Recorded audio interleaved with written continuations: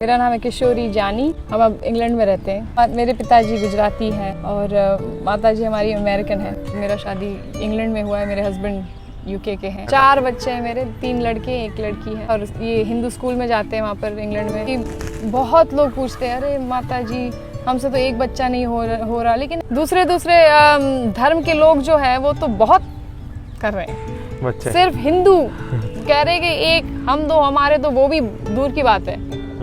मेरे पिताजी बहुत बड़े संस्कृत स्कॉलर थे। क्या नहीं था उनके लाइफ में। मेरी माताजी भी बहुत अच्छे घर की आती, उनकी क्रिश्चियन फैमिली, कैथोलिक फैमिली से आते हैं और पैसे की कोई कमी नहीं थी। उनके फादर लॉयर थे, बड़े घर में मतलब आराम से रह रहे थे।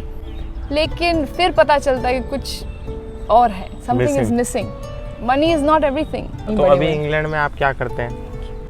इंग्लैंड में मैं संस्कृत पढ़ाती हूँ बच्चों को। हम पूरी तरह ये एक्सेप्ट कर चुके हैं आइडिया को कि हमारा वैदिक समाज बैकवर्ड था। कन्यादान करते थे, गायों की पूजा करते थे। अरे ये तो कितने बैकवर्ड हैं। लेकिन क्योंकि हमें ज्ञान नहीं है। तो पहले 18 साल मैं इंडिया में थी, फिर मैंने 10 साल अमेरिका लॉस एंजलिस में मैं UCLA में पढ़ी, फिर मैंने 12 साल अब मैं UK में रही हूँ। तो अब मैं कह सकती हूँ कि पैसे से सुख शांति नहीं प्राप्त होने वाला।